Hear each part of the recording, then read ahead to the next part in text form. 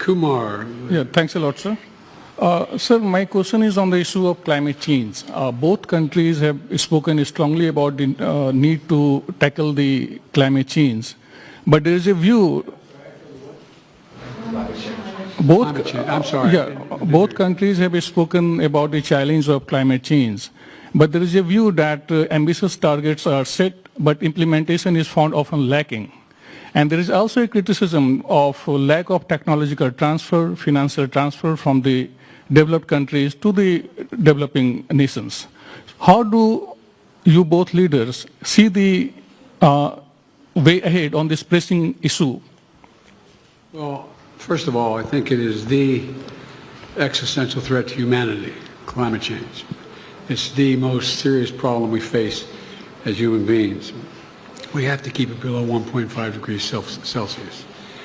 We've made enormous progress here in the United States on dealing with this issue by doing three things. Number one, by insisting that we move every one of our industries into a position where they can take advantage of cheaper and more extensive and more available renewable energy, whether it's solar or wind or hydrogen and green hydrogen. There's a whole range of things we've been working on.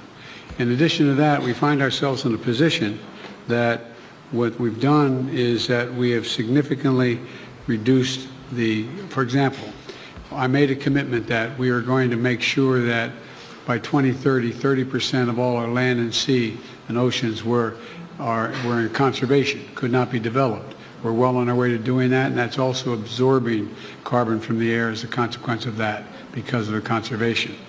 We are in a position as well that we have provided for significant increase in funding for a whole range of issues, but not just for the United States, but for the rest of the world. For example, we're working with the G7 to provide for infrastructure work for dealing with global warming on the continent of Africa.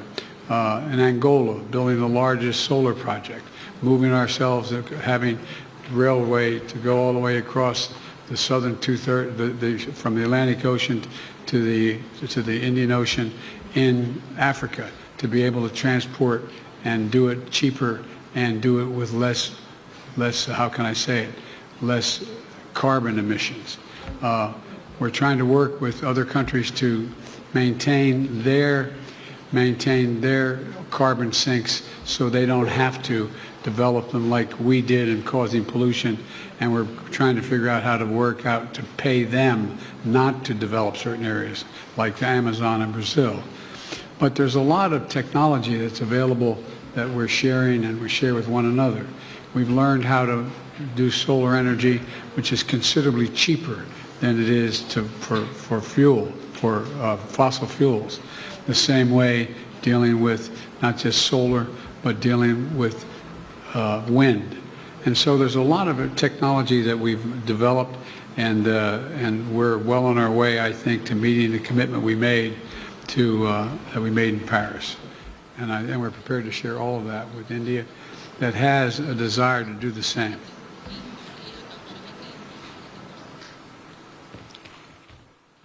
Excellency, आपने सही कहा। जहां तक भारत का सवाल है, environment, climate,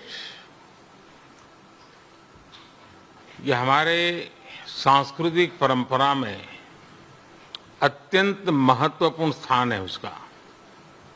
हमारे लिए एनवायरनमेंट ये आर्टिकल ऑफ फेथ है। ये कन्वीनियंस के कारण करने का हमारा काम नहीं है, हम ये मानते हैं। हम एक्सप्लॉयटेशन ऑफ नेचर में विश्वास नहीं करते हैं। पूरे सृष्टि को चलाने के लिए मिल्किंग ऑफ नेचर तक तो चल सकता है, लेकिन एक्सप्लॉयटेशन ऑफ नेचर नहीं चल सकता है। हम इस पक्ष में रहे हैं और उसी के मूल पर आधार पर भारत अपने लिए करता है, इतना ही नहीं, हम कुछ ग्लोबल इनिशिएटिव भी ले रहे हैं। आपको मालूम है, G20 देशों ने पेरिस में जो प्रॉमिस किया था, सभी G20 देशों में अकेला हिंदुस्तान है जिसने पेरिस में जो प्रॉमिस किए थे वो सारे प्रॉमिस पूरे किए हैं। इतना ही नहीं, सोलर एनर्जी के क्षेत्र में हमने ग्लासगो में रिन्यूएबल एनर्जी के क्षेत्र में 500 गीगावाट का टारगेट रखा है। हमने 2030 तक भारत की रेलवे का नेट जीरो का लक्ष्य रखा है। और भारत की रेलवे कहने के बाद आपको उसका स्केल पता होना चाहिए। भारत की रेलवे का मतलब है कि हर दिन मेरे यहाँ रेल के डिब्बे में पूरा ऑस्ट्रेलिया होता है। इतना बड़ा मेरा देश है और वहां मैं 2030 तक रेलवे को नेट जीरो लेकर के चल रहा हूं।